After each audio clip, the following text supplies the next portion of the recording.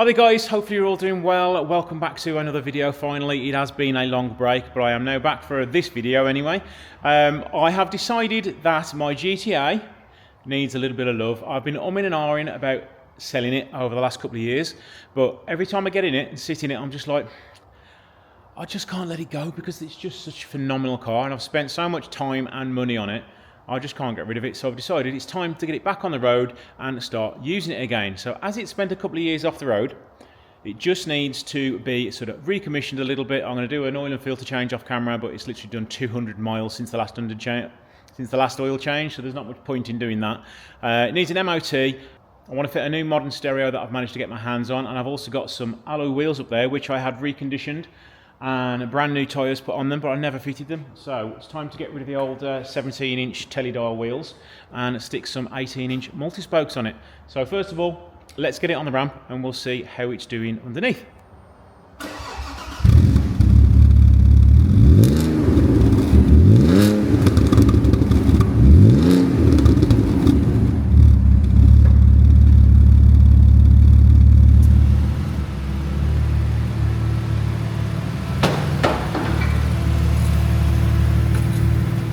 How time's flying. I can't believe it's actually been 3 years since I had this car on the road and it's been sitting around doing nothing for so long.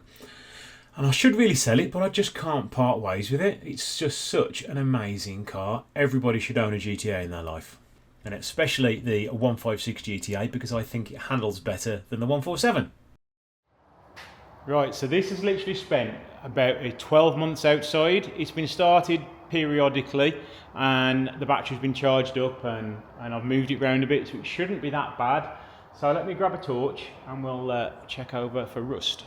So in case you've forgotten about everything that's been done to this car over the last 5 years near enough, I'm going to put a video in the link now which is all the videos I've done on it, all mashed together so you can play catch up, because I know quite a few people have subscribed since. So quickly skipping over what's been done, it's had engine out, it's had pretty much a rebuild, all the seals, gaskets changed, so that's all tickety-boo. It's had a lot of work done on the suspension. It's had new suspension fitted before I had it.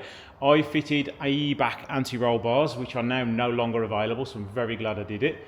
I fitted some sports cats to it because the O2 readings were very high on it, so that has been sorted now. And I've done some welding on it, but other than that, it's been a reliable car. GTAs can be seen as quite an expensive machine to keep on the road, which they can be.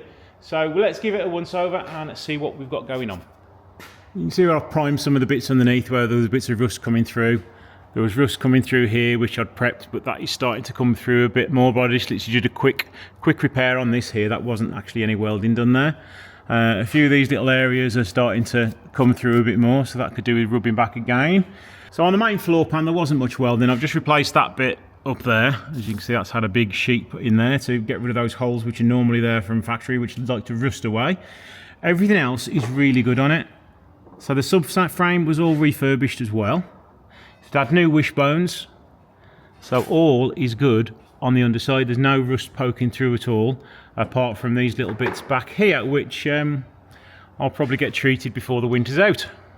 So they're the new cats that were fitted to it, looking good. I also fitted a new O2 sensor. The brakes at the front look okay, considering it's not been on the road for so long. Unfortunately, the calipers are the smaller 305mm calipers, so I would like to upgrade those at some point. Rear discs need a bit of cleaning up, hopefully. If not, I'll have to get those changed. But fingers crossed, they will see another day, because I can't remember if I changed them or not. I might have to re-watch the video myself, to be honest, to get caught up on what's been done and what hasn't been done, because I have forgotten it's been so long. So the floor pan is still in pretty good condition really. There's not much that needs doing to it. Let's just check underneath the engine and make sure everything is all okay there. So the subframe was rebuilt. They added all new seals on the gearbox and everything. Got a new radiator. The radiator cowling was refurbished. I think I need to tighten that Jubilee clip up there because it looks like there's been a bit of a leak. I did wonder where. I did notice the coolant had dropped and it looked like it might have been coming from there. On the engine, no signs of any oil leaks. The CV gaiters are all good. They were all replaced, to be honest, so it shouldn't really need much going over at all. So a customer kindly donated these new alloys to me. They're in quite a bad way. but I sent them to a company in Norton Keynes and they were fully refurbished like new.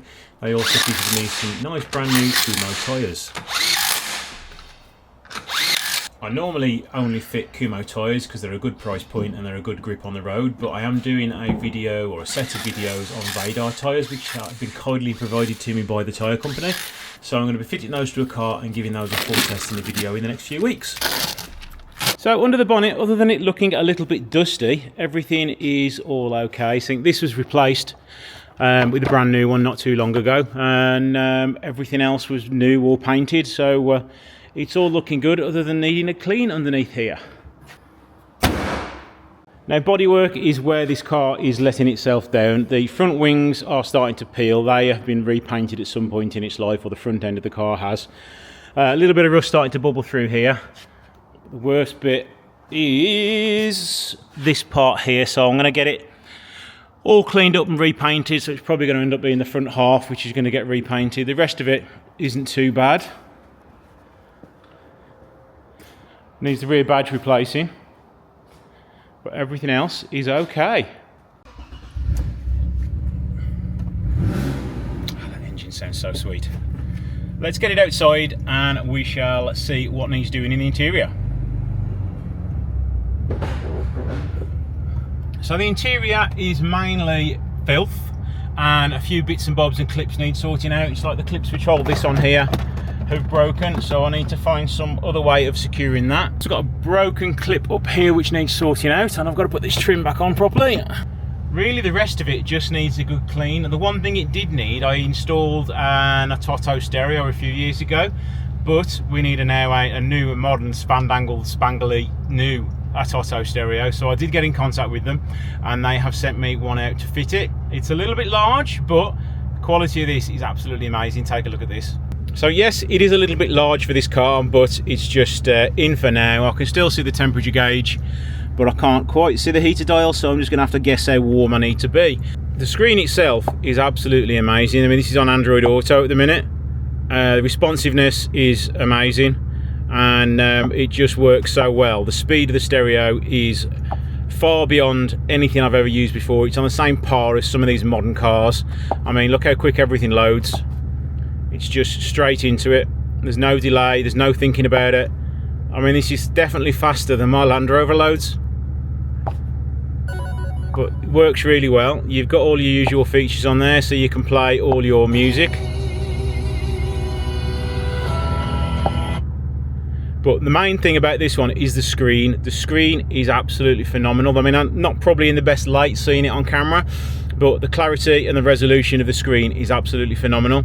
So if you want to know more about the stereo, I will put some links in the description, and we'll be using it when we go on a road trip once it's MOT'd. Now what we're going to do for a road trip, I was thinking we can go somewhere in the middle of nowhere and see how it can handle, but we don't really want to do that. We've got faster cars we can drive in. But I did think one thing I haven't done is gone to have a look at some of the new Alfa Romeo range. I've not looked in a Tonale, I've not looked in a Junior, so let's go and have a look and see what's available. But first of all, we need to get it through its MOT. It's booked in for tomorrow, so join me in a second when we're taking it. Navigate to Alfa Romeo Nuneaton. Navigating to Alfa Romeo Research Garage, Nuneaton. Closed. Oh. Well, so much for the nice road trip to go and see the new Junior. That's going to have to wait for another video now then, because it seems that a lot of car dealers are closing on a Sunday. So we'll just get to drive it home instead. So yeah, it's past its MOT, no advisories, lovely clean MOT yet again. So after 3 years, let's see whether this drives home with tons of faults or it's nice and clear. I know it does need a really good clean out on the inside because it is rather dirty. It spent 3 years of me getting in with my muddy, dirty clothes. So yeah, it does need a really good clean, but so far so good. The steering needs realigning because it is out, but if you remember, it's always been out. It's one of the things on the list I never got done. And other than that, it's driving okay. I did leave it outside to warm up a little bit, but that's climbing slowly.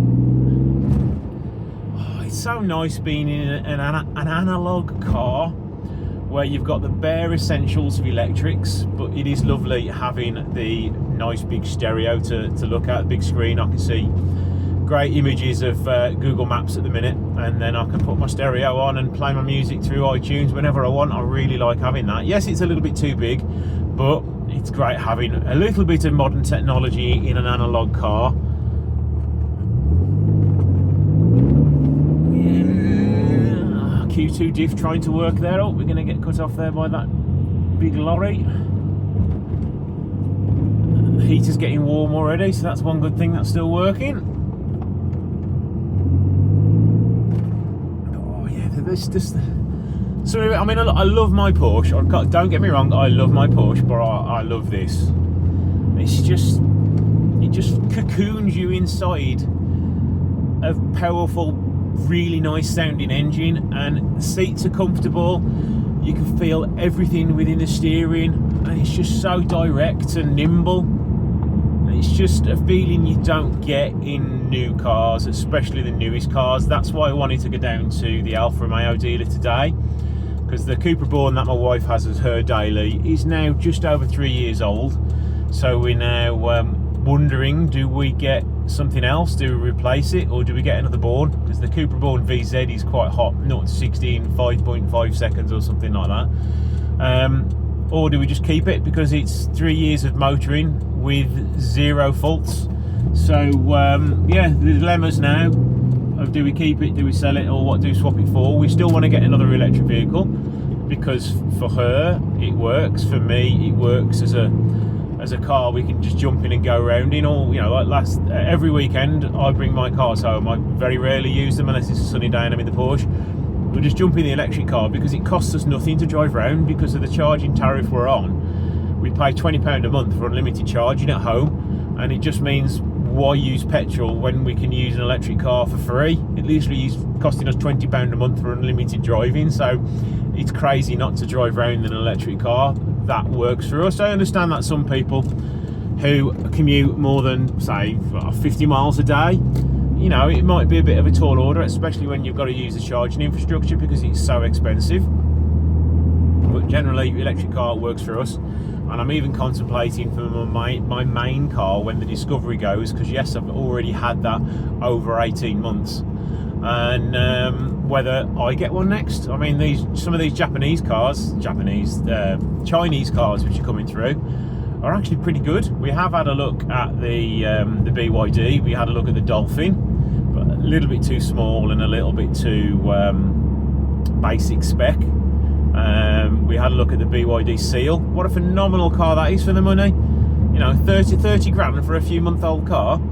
That beats most performance things off the line with all the technology you could possibly dream of, and it actually feels quite well built on the inside, which surprises me. We had a look at the JQ cars, which is supposed to be the Land Rover rip-off cars, and oh my god, they were horrible inside, really horrible scratchy plastic, and everything just seemed a much lower quality. But yeah, the price point they're probably going to be. But yeah, with BYD I was quite impressed. And other car I was thinking about, do I just get an old used Tesla Performance, something which is stupidly quick, a bit basic driving, but I drove one many years ago and I thoroughly enjoyed it.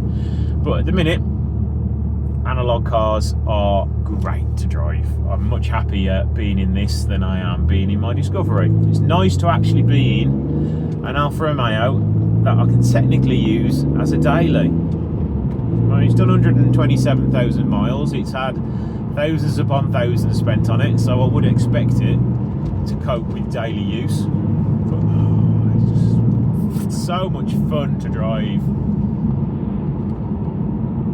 So yeah, I'm happy to be in an Alfa Romeo again. I was hoping to check out the Junior today, but didn't happen. So yeah, GTA is now back on the road. I am now an Alfa driver once again. Thank you for watching. I'll see you in the next video.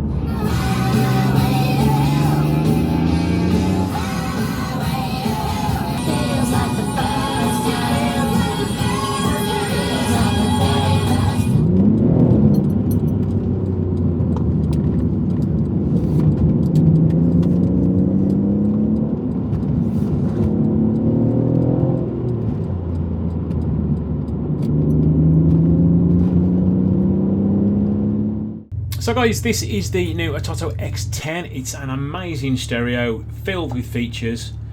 This is just Android Auto working. You can hear the volume, you can see the clarity of the screen, you can hear a little bit of music, a little bit of talking, but it is one of the best stereos I have ever installed into a car, mainly because it is so quick. Normally with some of the older stereos now and other manufacturers, they are quite slow and laggy, but this is really quick. I mean, look how quick the speech works on Android Auto. Navigate to Birmingham. Navigating to Birmingham. Loads in. I mean, this isn't sped up, this is real time, and it is super quick. Your route avoids a Just going to show you the music now so you can hear how good it is, and again, looking at how quick everything loads in.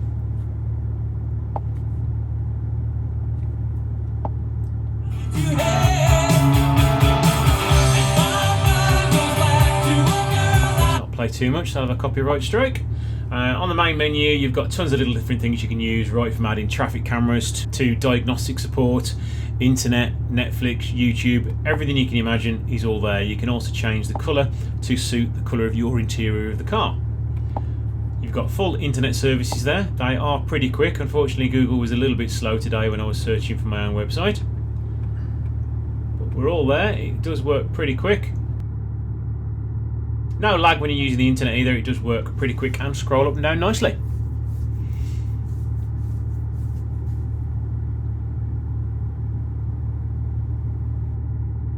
Pull this up.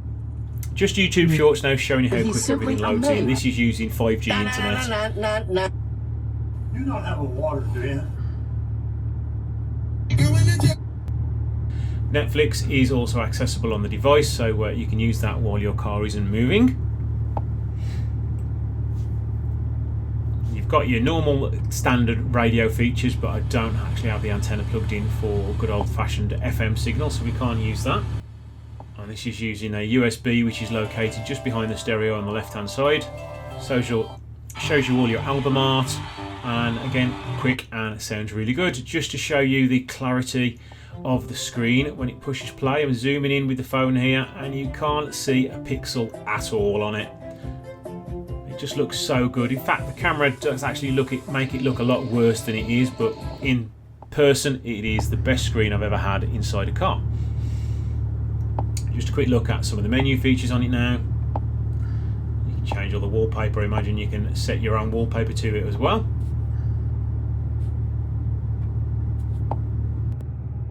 So what I've done, I've installed Alpha OBD via the Google App Store, and I've installed my dongle on it. So we should now be able to connect to the dongle, which is plugged into the ODB port of the car.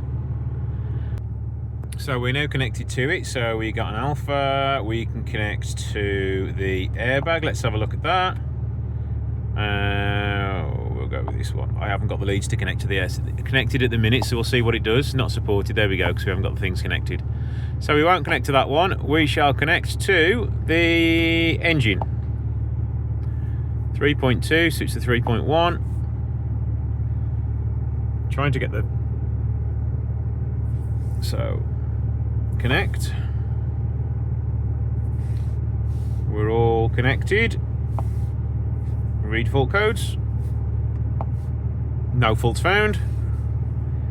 Let's see what else we can do. We can check all the turbo stuff, but it doesn't have a turbo. We can check the fuel pump relay. We can check all the lambda signals. We can check the cylinders for misfires. We can check the injector output. You can do lots of things right from the convenience of your stereo here. So another brilliant feature. So it's a very complete stereo. It's top of the line. The screen is amazing. It's the best screen I've ever seen as an upgrade stereo inside a car. I would totally recommend this stereo if it's within your budget, because it is a cracking stereo indeed. There's still so much I need to explore. I mean, there's cameras I can add.